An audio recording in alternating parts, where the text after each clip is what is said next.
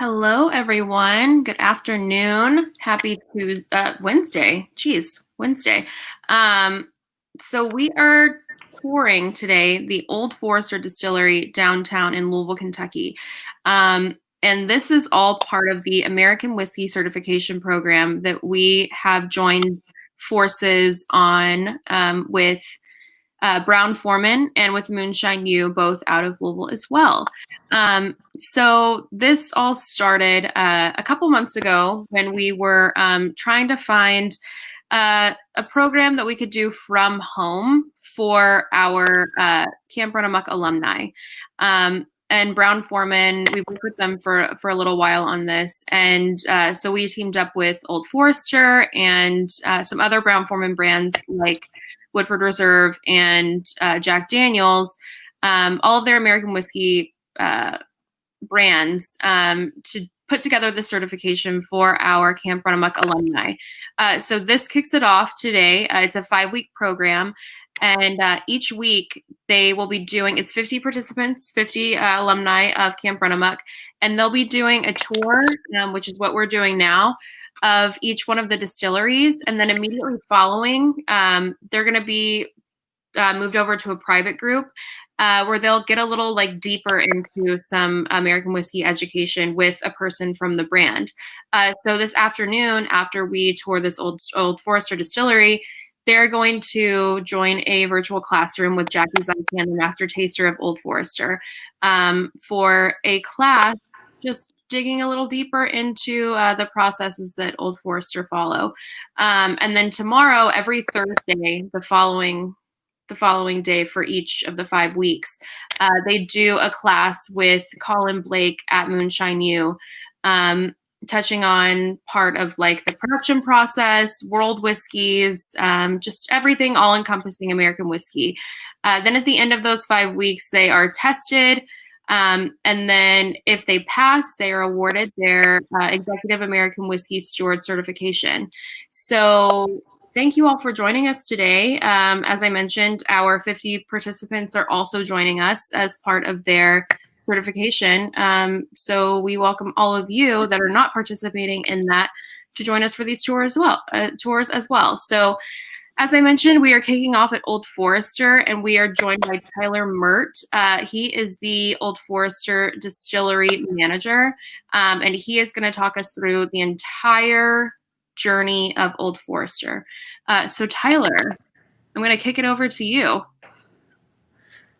How's everybody doing? Welcome, Run-A-Muckers, American Whiskey Society folks. Moonshine U, Colin, how are you? But yeah, guys, welcome to Old Forester Distillery.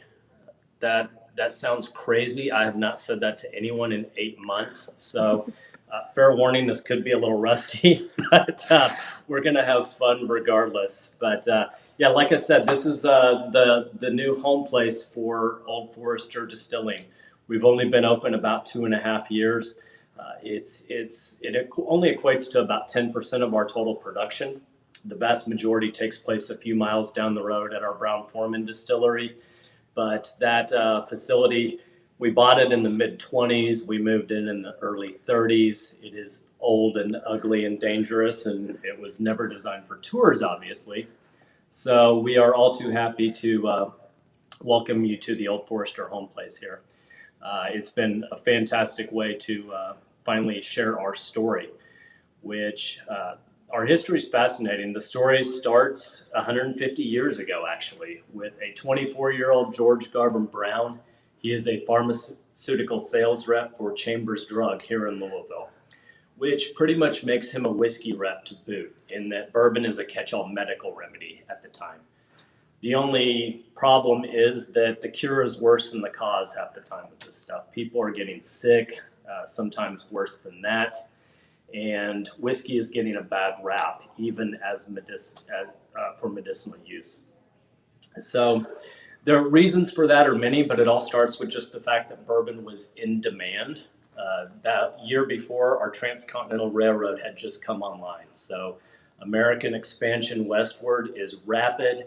It's a hard life. These people want their booze, so bourbon is following closely behind. And in short, that means there's money to be made. which when that's the case, you get some shady characters involved. And at the time, people think single barrel is like a new fad, but bourbon was sold directly by the barrel. And whether you were a barkeep or a pharmacist, whatever it might be, you would buy a barrel of bourbon and folks would bring their own jug or bucket or tin cup or whatever they could afford to have filled. And that's kind of how whiskey was sold at the time. So, whether you're a barkeep or a pharmacist, bourbon whiskey is expensive, aged bourbon whiskey, and you want to see how much profit you can make off of it. So they would add things to these barrels to extend the life of that barrel. And that wasn't the only problem. You also had these rectifiers or blenders of whiskey who would take raw white whiskey half the time, often from questionable sources in the first place. And they too are adding things to make it look like aged bourbon. So tea, molasses, prune juice, cherries, things like that are going into barrels for color and flavor and to extend. But it doesn't stop there is the problem. There are nefarious ingredients. Iodine, creosote, the stuff you soak railroad ties in, even the juice from tobacco spittoons is not only free, but a favorite additive. There's a lot of color and flavor in there. And there's no laws, there's no regulations, there's zero oversight whatsoever. So not only are people getting away with it, it's rampant.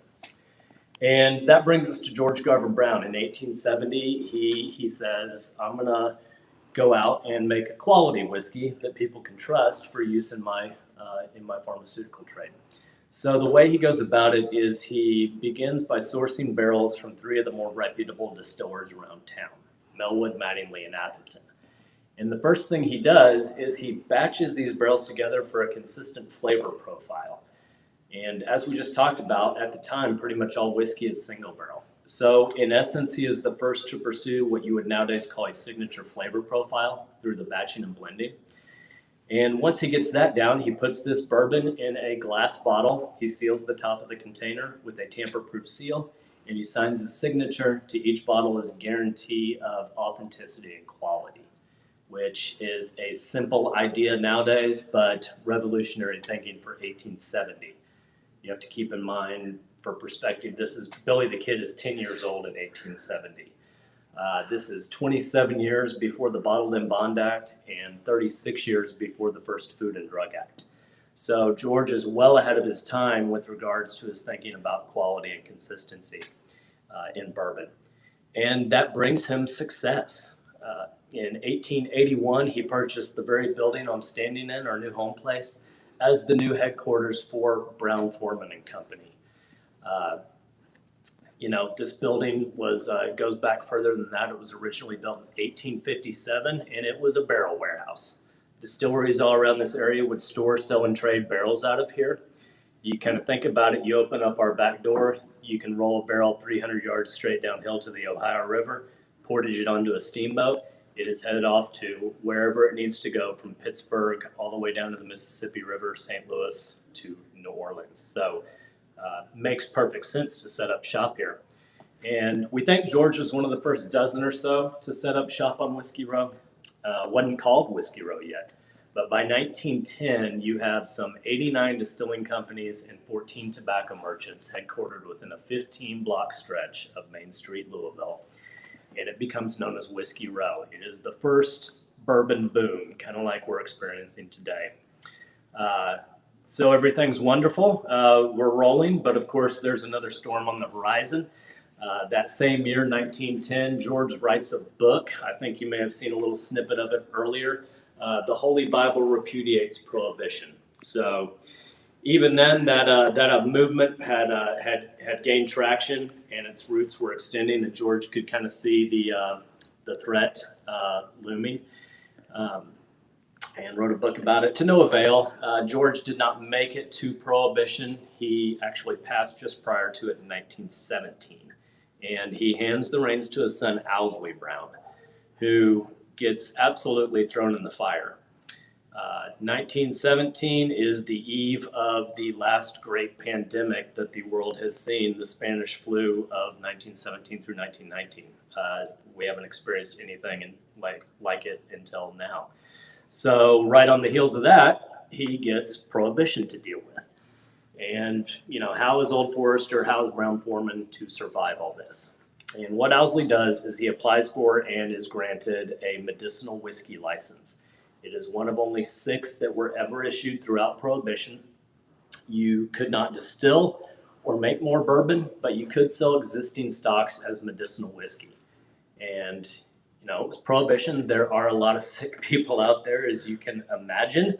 Everything from stub toes to headaches was fair game, but it all really paled in comparison to the great hangnail epidemic of the 1920s. There were some 6 million afflicted with these horrible hangnails, and they had to have prescriptions for medicinal whiskey to keep it from getting infected, of course. So it was hard times, but selling whiskey medicinally, that's really how we survived all the way through the 20s, up until 1929, really.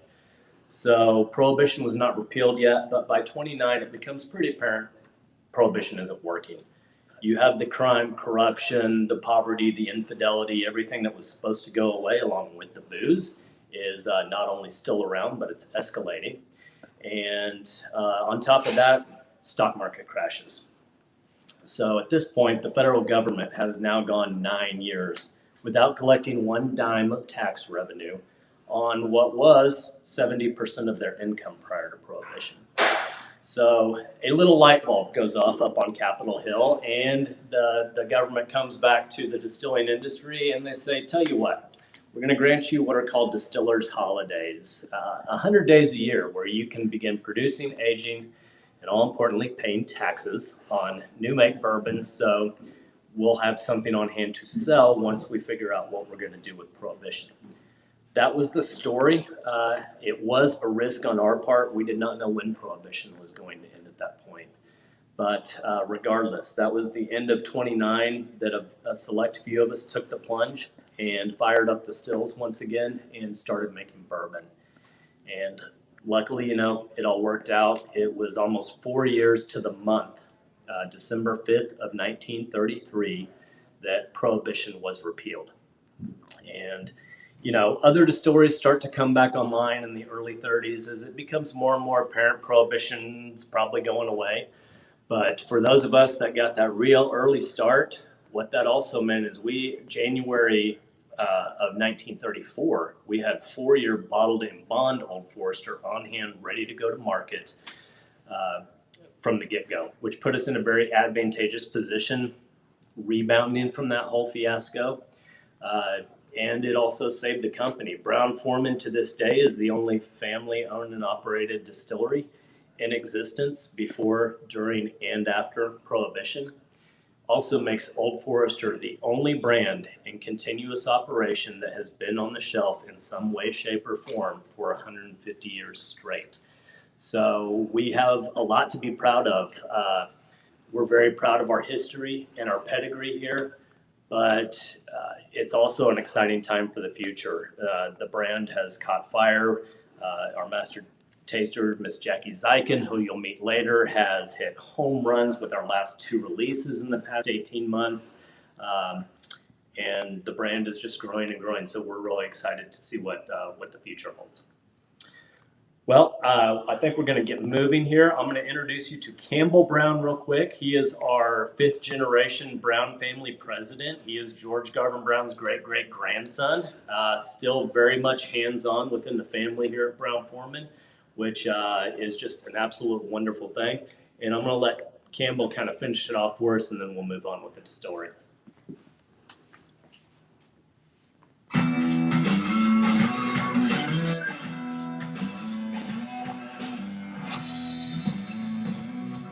What does it mean to be the genuine article? The real McCoy, the true original. What does it mean to be the first? Being the first means doing what was previously considered undoable. It's refusing to stand still. It's denying the complacency of settling and roundly rejecting the notion that something, anything, has reached its fullest potential. In 1870, George Garvin Brown sealed his whiskey in a glass bottle, and his name, and history. His purpose, consistency, balance, and above all else, quality. His signature, its unwavering guarantee. And with this, an example was set, a creed solidified, a set of beliefs established and carried out not just by a man, but by a family of stewards throughout its generations, continuing his purpose, bound together by the same passion and conviction nearly a century and a half later, perpetuating his legacy. A legacy of holding true to the past and continuing to inspire the future, of speaking the truth and communicating with the same purpose and intent in which we live. A legacy that carries itself differently because it's the only one of its kind. A legacy of leading leaders and following no one. A legacy of actions. A legacy of authenticity. A legacy of truth.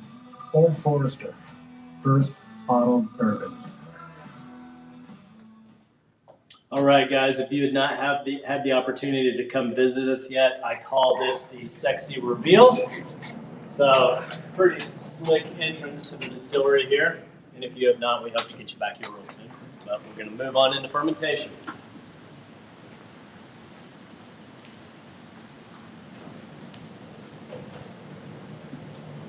We haven't had any questions just yet, but they are very curious about this hangnail epidemic. All right, welcome to where the room where I say all the magic happens, fermentation. We've got some information up here. I'm not going to go really into what makes bourbon bourbon, as this is kind of an advanced class, and if you don't know that yet, you might reconsider your career options. But I will touch briefly here on our mash bill that we share with our sister brand, Woodford Reserve. And it all starts with 72% corn, maintaining the classic kind of sweet bourbon profile. We use 18% rye here, a little on the heavy side, just gives us a little more of that robust, spicy backbone. And last is 10% malted barley. It does not introduce a lot of flavor, maybe a subtle nuttiness, but what it does introduce is a very important enzyme, and I think there's some confusion around this, is amylase. And amylase is what gives us, converts all that big heavy starch into sugars for our main ingredient, which is our yeast.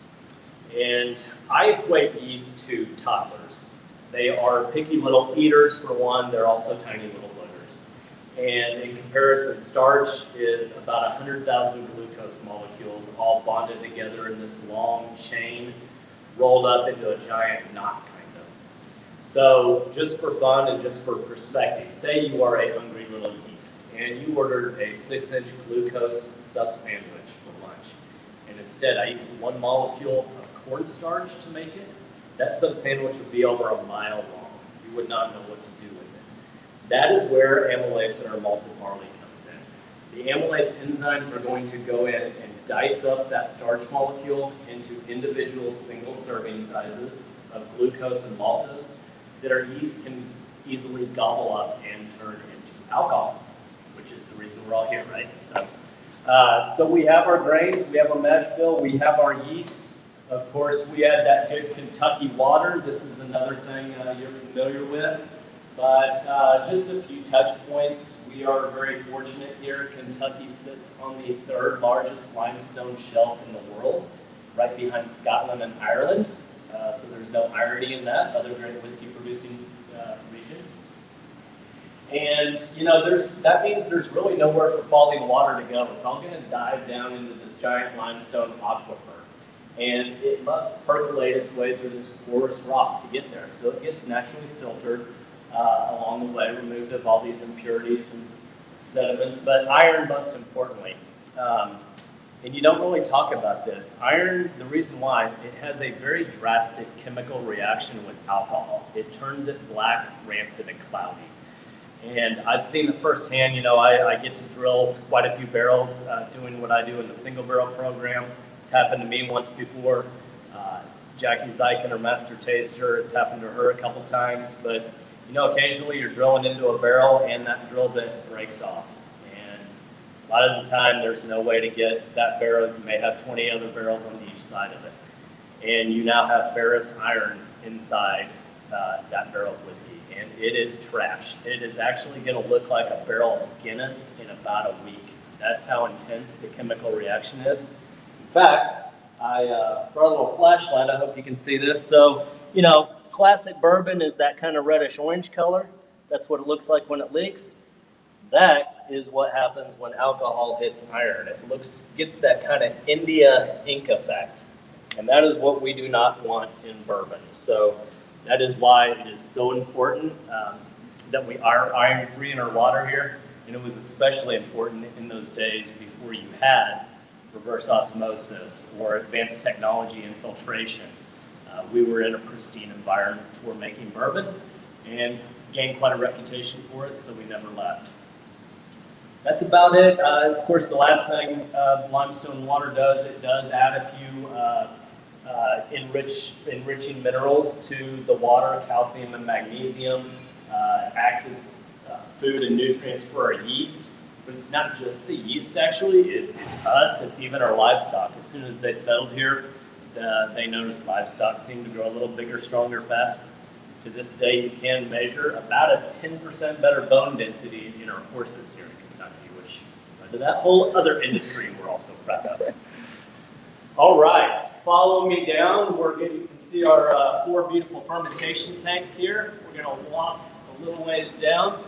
And the distillery is not in production at this time, of course, because the building is still closed.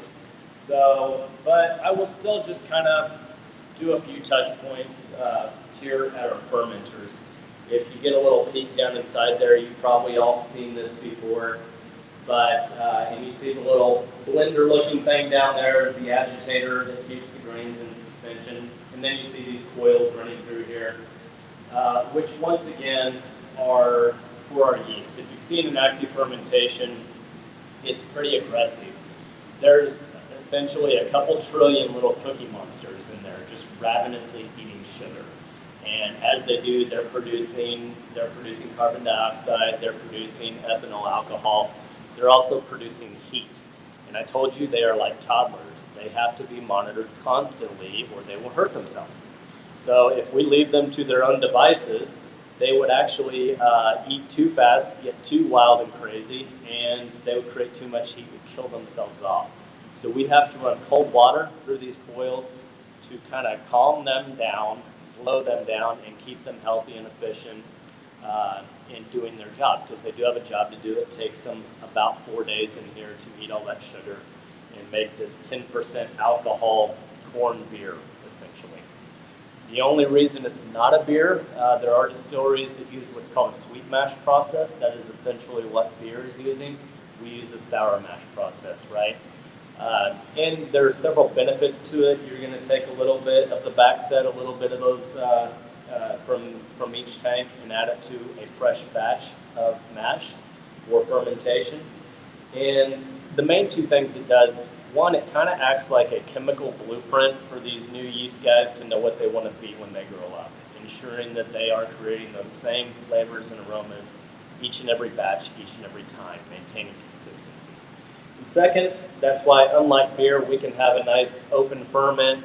You can dip your finger in and taste it. You can cough a little COVID in there. We don't care. It's all going to come out in the wash through distillation. The pH that sour mash creates is going to make it very hard for harmful bacteria or other organisms that would introduce off flavors to survive. It really is. It's the yeast stronghold. All right, we're going to move on, guys. We're going to take a little elevator ride and take you up to the other half of the distillery here. So we have a couple questions. We have some questions for you if you want to hold up. Yeah. Let's come right over here so we can see you. So we have 2 questions. Someone would like to know if the recipes stayed the same after Prohibition. Yes, the only thing that's changed, and Jackie is a great person to talk about this, our current yeast strain was, I believe, isolated around 1978, 1979. So anything since then should be very, very consistent. but that's really the only thing that has that's changed. Cool. And then someone would like to know if there's anything that the product can be used for if it's tainted with the iron. Yes, great question. And you know, it does happen. So we don't use our still that is meant for making, you know, premium bourbon, but we do send it off to other stills, and it can go for good a lot of times. Medicinal rubbing alcohol prep pads for third world countries, things like that. We do a lot of recycling with unusable, undrinkable alcohol. Great question. Perfect. Jared is always coming in with the great questions. Someone would like to know what the ideal fermentation temperature for yeast is. Anything below 90, they start to really about 79 to 89 degrees. And it depends on the yeast strain too. You have lagers that ferment at cooler temperatures. We're using more of what, if you're familiar with beer, more like an ale yeast that ferments at a higher temperature, but it also is creating more of those beautiful fruity floral esters that you get from a higher temp fermentation. We want to add those flavors. As long as you keep the yeast strain happy and consistent, those flavors are going to manifest in each and every batch. Perfect. And then another yeast question: is there like a temperature danger zone for the yeast? Yes, really anything over 90. We like to keep it because otherwise you'll start getting off flavors at first, and then you can get things like the yeast dying off. If there's still live yeast strains in there, when that starts happening, you get something called autolysis, where the yeast start eating themselves, the dead yeast cells, and that can introduce more off flavors. And ultimately, if it gets too bad, the whole fermentation can stall, and that's never a fun thing. But great question. Perfect. And then how much yeast is pitched into the fermentation vessels? In something this size, it's about 100 gallons. Wow. It's about, I think it's like 5%. That may be, I forget, again, it's been 8 months, guys. I forget what the yeast ratio is versus the sour mash ratio. I want to say sour mash is maybe 1,100 gallons, something like that. Jackie might still remember, but I told you I'm rusty. Perfect. Well, the person asking this question is in the class with Jackie after this, so I'll tell him to hold his question. Well, I think that's it for now, so we can head upstairs, I guess. Yeah, let's do it.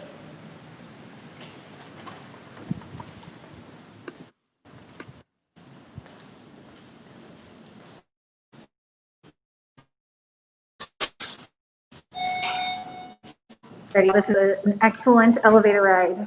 Yes, this elevator ride We is apologize. spicy, but that's okay. While you're in it's there, gonna look black and dull and boring, but we call this the Willy Wonka elevator.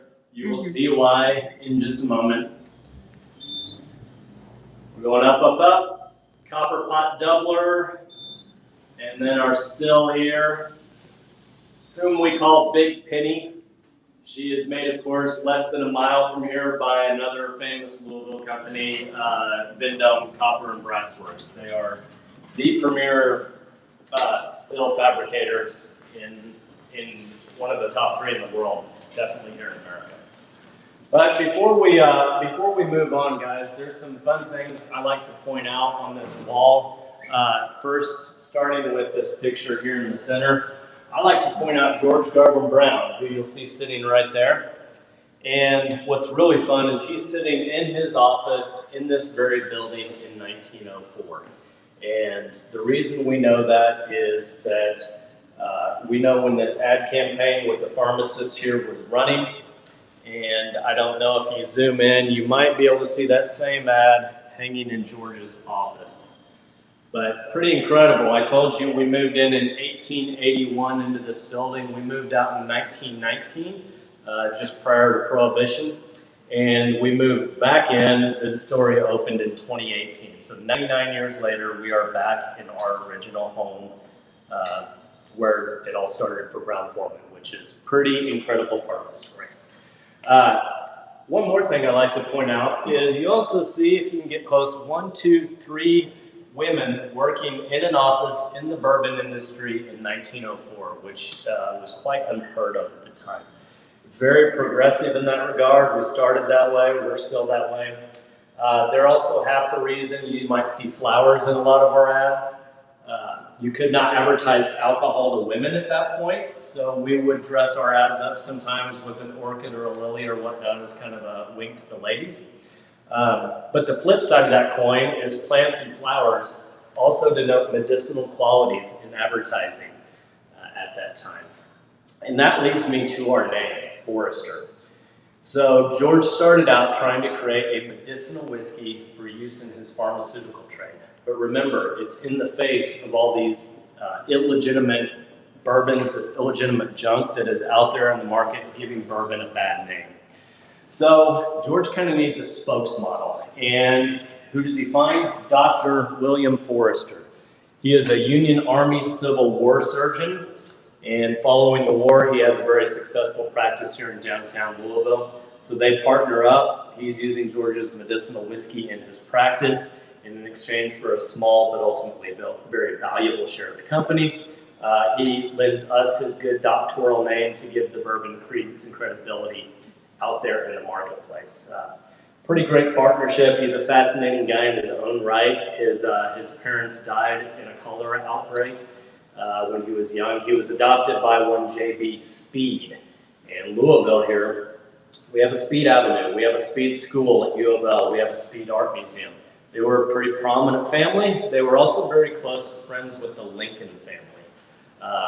And crazy to think about, but growing up as a young man, Dr. Forester probably had Uncle Abe stopping by for Sunday supper and all kinds of crazy things like that. Pretty fascinating. All right, we're gonna walk around.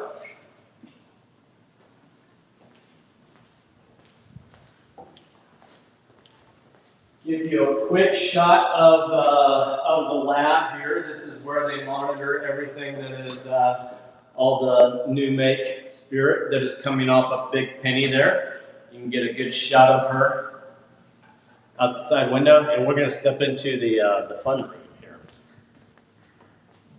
So this is probably my favorite room in the whole building. You cannot see this on any other distillery tour in America, and that is because Brown-Forman is the only major distiller that owns and operates our own cooperage, and we have since 1945. It's pretty impressive. The bourbon is an essential, maybe the most essential ingredient in our bourbon, so we want to control that process from beginning to end, and have since 1945. That being said, we do take great care to maintain our sources for our barrels. We have 16 botanists and arborists that roam around the forest of 13 different states, marking individual trees for cutting, doing canopy management with the Forestry Service, things like that.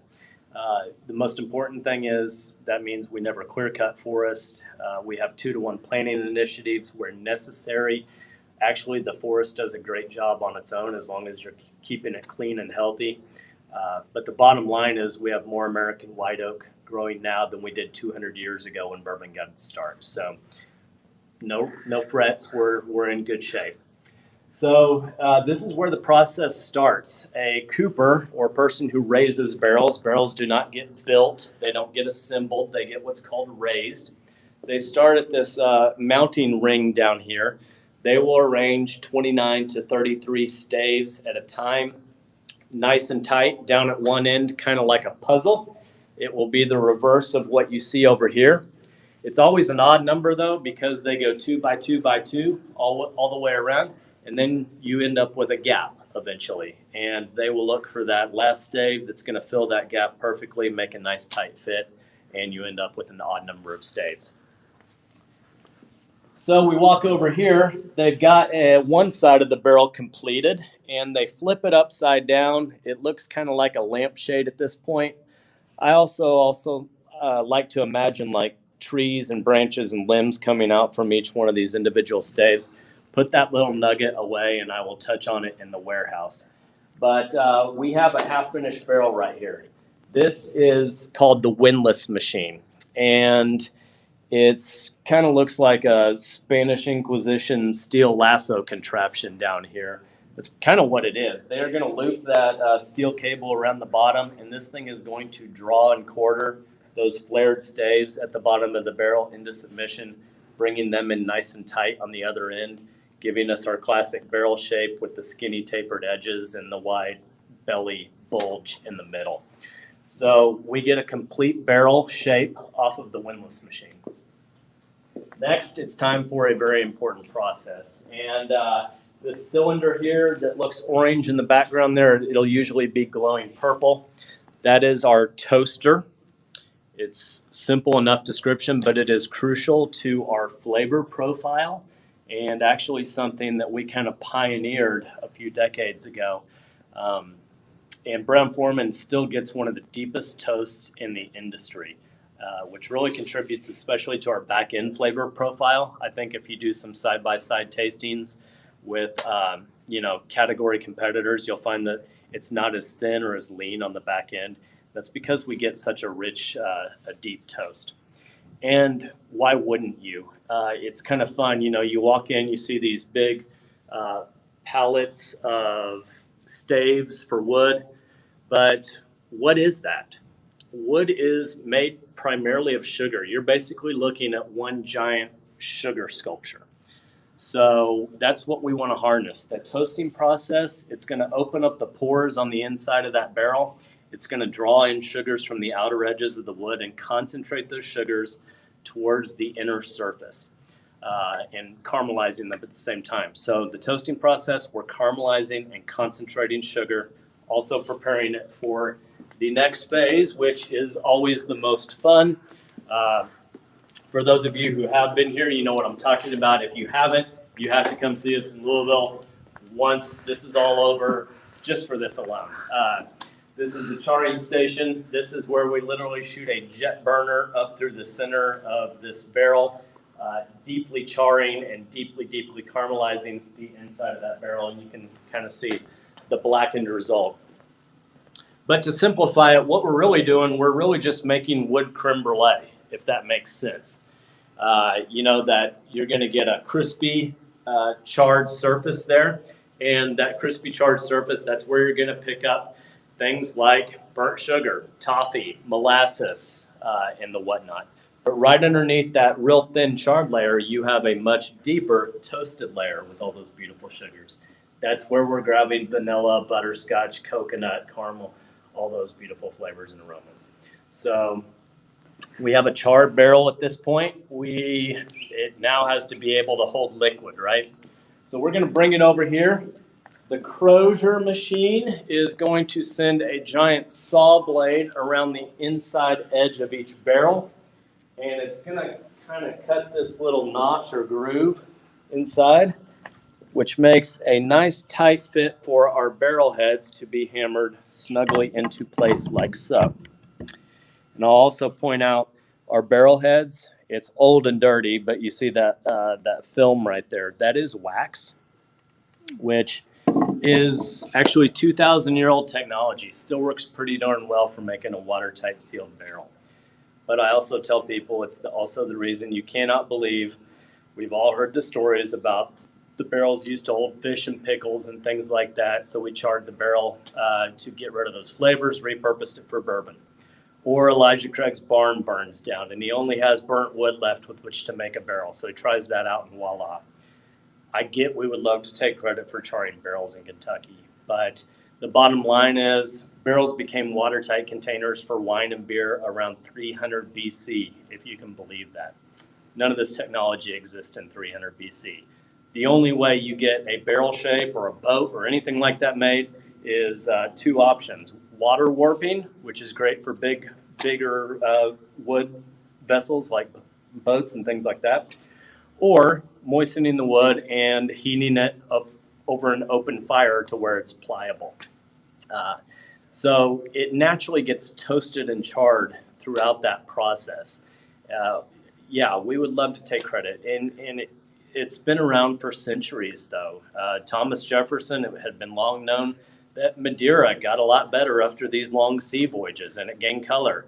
George Washington imported 2 casks of aged rum, well-aged rum, for his inauguration. So it's not like it was anything new. I will bet you a bottle of Thomas Jefferson's Madeira that George Washington was making rum barrel rye whiskey long before anybody that's currently on the market. So don't be fooled by that. I have no doubts that Kentucky, we probably exacerbated the char a little bit once we realized, hey, well, let's try to double this and see what happens. And we ended up yielding great results. But we have 2 questions. Liz, yeah. you want to? Yeah. So one of our whiskey stewards would like to know, what number is your char? Well, that's a good question. It's actually proprietary. I will tell you it's somewhere between a 3 and a 4. But that's also the benefit of owning your own cooperage, is we don't have to order our barrels third party and tell them we want a specific level 3 char. We can do a level 3.28 char if we want. We can do a level 4 plus, like you see in our 1910 Double Oaked. It gets the deepest char in the industry. Anything deeper would compromise the integrity of the barrel to hold together. So, we don't really release exactly what it is because we can. Cool. So I have another question about your barrels. Does Brown-Forman have any ownership in forests or like a conservation program, anything where like this wood is coming from? Like I said, we do have botanists and arborists that work with a certain forestry service. A lot of it is purchased from individual landowners, farmers and whatnot. And we do own 5 mills around the country. And then we still have to contract with more mills. So we own the mills, but all the wood is sourced through individuals. Yep. Nice. So are the barrel heads required to be new each time as the barrels are? Yes, has to be 100% new oak container. Perfect. And then do you use seagrass for the leaks in the barrels? Yes, I'm going to show you that. Yes, I'm going to show you that right around the corner here. Absolutely. Let's move on to that. See how we are on time here. Great. So we have our barrel heads in. This beast of a machine right here that's called the Hooper or the Spider. It is going to take our big clunky holding irons that we're holding everything together, and it's going to put on our nice pretty finishing irons. It does this under 4,800 pounds of pressure. Those spider-like arms are going to push down your head, quarter, and your bilge iron down around that wood and make a very tight fit under that insane amount of pressure. But you can also imagine doing this by hand. You can do in seconds what would take a professional hours, what would take someone like you and me a whole day just to get those irons on. But creates a very tight fit. You'll see some of those, the older warehouses around Kentucky that have the bars in the windows and whatnot, at least up to the second story. They figured out you can throw one of these out a second story window with 500 pounds of bourbon in it and it will not break. So a testament to the strength of these white oak barrels. But anyhow, we have a finished barrel at this point. They will bring it for quality control over to that machine right there. They introduce a gallon of water and 7 pounds of pressure to check for leaks, kind of like a car tire. If they do find a leak, they don't just throw the barrel away. This is what someone was alluding to. They have all kinds of fun remedies to tighten up a barrel. One is Cattail Reeds. Again, 2,000-year-old technology. And they can wedge a piece of this in between the seams of the head there where the wax is. They can do what's called flagging in between the staves lengthwise, tighten it up that way. They also have these little wedges and cones, which work great for cracks, wormholes, things like that. These are what we use when we drill into a barrel and seal it back up. So 99% of the time you're able to fix that barrel and make it usable.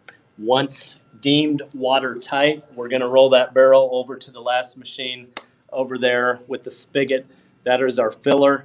You are going to introduce 53 gallons of White Dog whiskey cut to 125 proof. And at that second, it becomes bourbon. It's kind of funny, but the law itself does not say barrel. It just says charred new oak container. So if you wanted to have a little fun, you could take Grandpa's pocket knife, whittle yourself a little oak shot glass, blow torch the inside of it, go get 1 ounce of 125 White Dog, and legally take a shot of bourbon, 2-second-old bourbon at that moment. As long as you pay taxes on it, I guess. But yeah. But the quirky thing and the fun thing is, you thought that was tasty. For some reason, you take your same shot glass, you go back, get 1 more ounce, no longer bourbon, right? 1 time, 1 use, 1 fill, no exceptions. So we all know this. That means that our barrels go elsewhere. They've got about a 60-year life. What I like to point out is if you get real close, you'll see there's B's on every single one of our rivets, which stands for Brown Foreman, because we own our own cooperage. Jack Daniels, of course, has their own JD on their rivets, which Jack Daniels is a beast. They're over 1/4 of all used barrels at this point. It's like 28% of used barrels around the world are Jack. That's how big of a beast Jack is. Independent Stave, another one you may have heard of. They have 2 giant cooperages in Lebanon, Missouri and Lebanon, Kentucky. I don't know what their deal is with the towns of Lebanon, but you will see M-O or K-Y, depending on which of those it comes from. But it's kind of cool because if you all get the opportunity, head over to Scotland, Ireland, Jalisco, Mexico for tequila, any of these newfangled industries, hot sauce, maple syrup, whatever, that are all using bourbon barrels, pay closer attention to the rivets, not just the heads. They'll paint over those sometimes, but you can see vast majority of those barrels start their life right here in Kentucky or, of course, Tennessee. So we have, I'm unsurprised by the number of questions that we have about this because Briscore is like the favorite at camp. So we have a couple more questions about all of these, all of this barrel making. So when adding the wedges and cattails, is total disassembly of the barrel required? No, usually just a few irons. They can usually take off. They'll typically leave the bilge irons, or they can even take the first 5 irons off, and that one head iron down at the bottom is going to keep all those staves in place. It's under that much pressure. But they can usually take off 1 or 2 irons and be able to slide a piece of cattail down in there. For the wedges and cones, you just take a chisel, open up what you need that's going to fit it, and hammer it in. It's as simple as that. There's no disassembly of the barrel required. Perfect. And then the staves, are they all cut to a fairly standard size, set of sizes and bevels?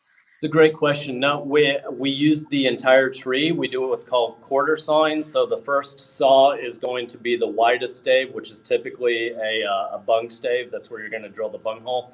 And then you flip the wood. So that second cut is going to be a little shorter. Then you flip the wood again. That third cut's going to be a little narrower. Flip the wood again. That last cut's going to be, you can get staves that are maybe 1 inch wide. But that works out to our benefit because the barrel's kind of like a puzzle anyways. So you need all these different sizes to put these puzzle pieces together each and every time. Mm-hmm. But no, we use the entire block of wood, definitely. And then how many barrels can be made in a day? I know the cooperage at the Old Forester Distillery doesn't make as far as many as the one at the Brown Foreman cooperage, but how many like at each cooperage do you 14 a day? 14 a day at this facility, 2,500 at our large facility. Well, there you go. It's impressive. It's amazing, actually. Mm-hmm. Awesome. Well, that is all of our cooperage questions for the moment. Very good. Head on to the next. Looks like we might have just enough time to get a little warehouse time in, show you guys around the our urban rick house or rack house here, whatever you want to call it. So follow me down the hallway here. And let you guys go ahead and go through.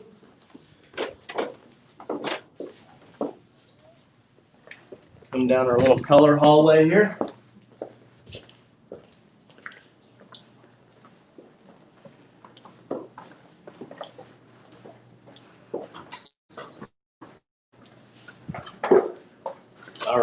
This way. Yeah.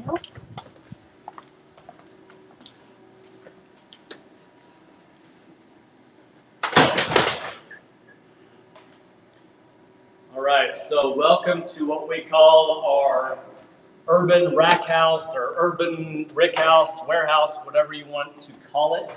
But it's kind of fun. This is a unique room for bourbon in that traditionally warehouses in Kentucky and beyond have always been seasonally cycled at the very least, sometimes heat cycled like we do nowadays. But in any case, they fluctuate with the seasons. They get very hot in the summertime, 140 degrees or so like your attic, at which point the bourbon pushes deep, deep into the wood, interacts with all those sugars. In the wintertime, as soon as that liquid hits 40 degrees, that means that barrel has contracted to the point where it's pushed all of the bourbon out. And also evaporation stops, maturation stops. The whole barrel goes what we call dormant at that point. The unique thing about this room is that it's a tourist destination. So we're never going to be walking you all random people through those extreme temperature swings.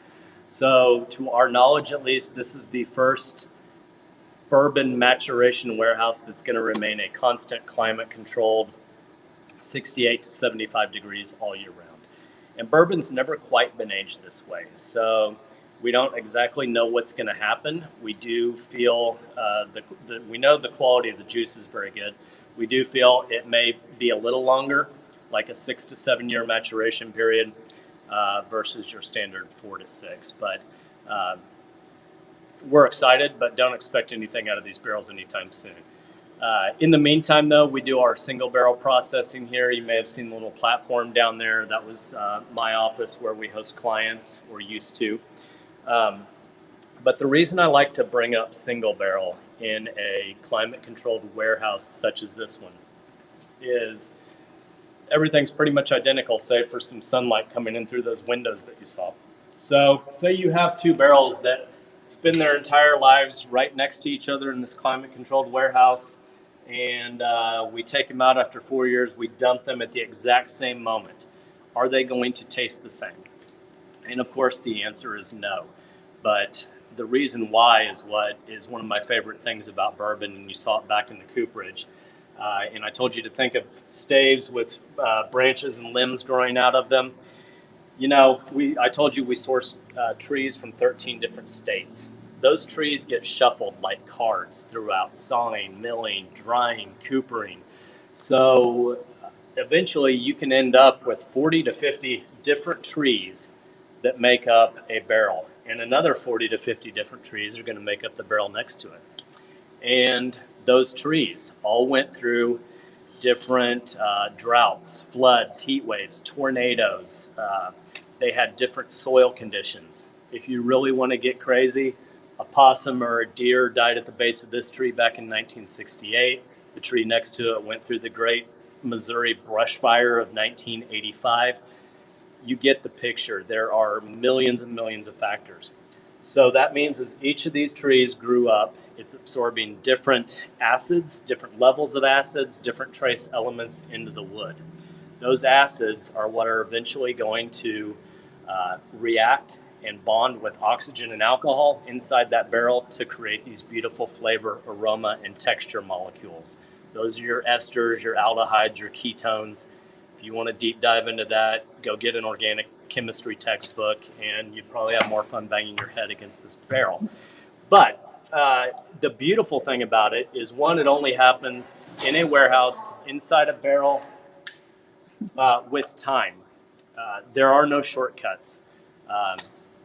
You can't synthesize it. Ancient alien technology, it does not matter. Bourbon only happens one way, and that's a beautiful thing. So, and that's what's led to single barrel programs, where every barrel is like a fingerprint. They all have their own unique personality. And this is, by the way, where we dump all our single barrels and process them. We're doing barrel strength, which kind of fun. It does not require any filtration on activated carbon. It only requires filtering out the char that comes out of the inside of the barrel. So it is truly Old Forester in its pure, unadulterated form. but kind of fun. You see the charcoal inside there.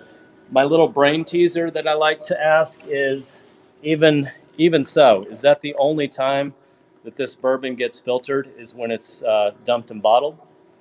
The answer is no, right? It gets filtered every day of its life for at least 4 years.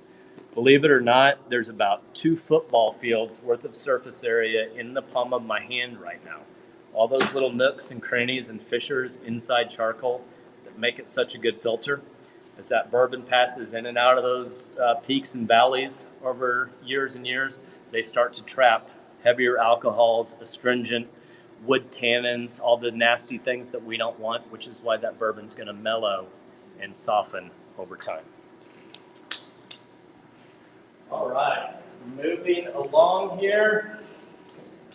Hope you guys get to come out someday, get on our wall of fame here. That's everybody who's ever purchased a single barrel of bourbon.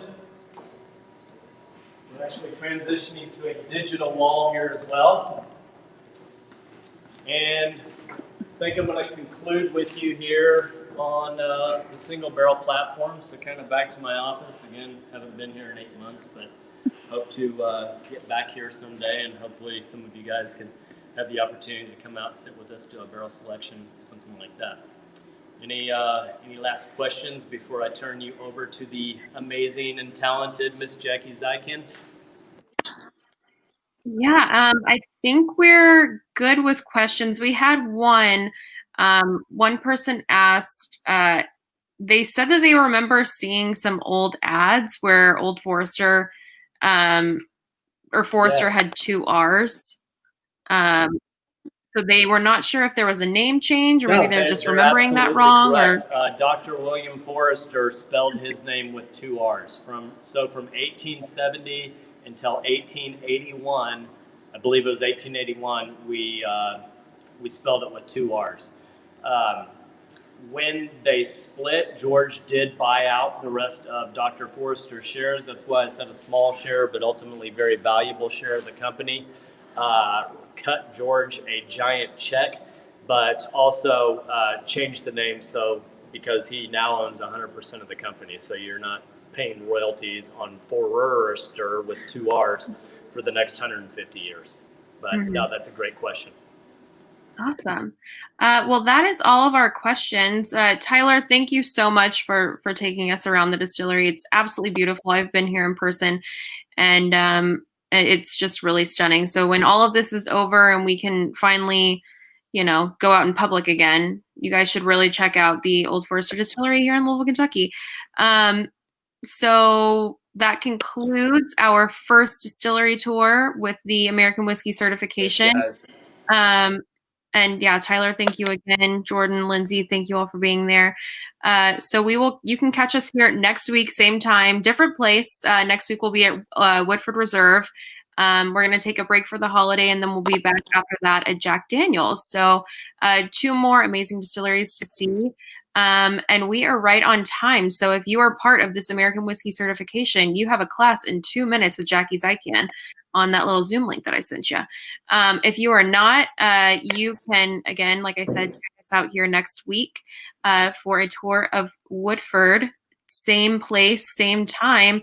And any friends that also want to check this out but aren't on Facebook, check it out on the Portland Cocktail Week YouTube page. You can always check out our classes and programming over there as well if you're not on Facebook. I think that's it. So thank you again, Tyler, Lindsay, Jordan, and we will see you over with Jackie in about 1 minute. Bye, everybody.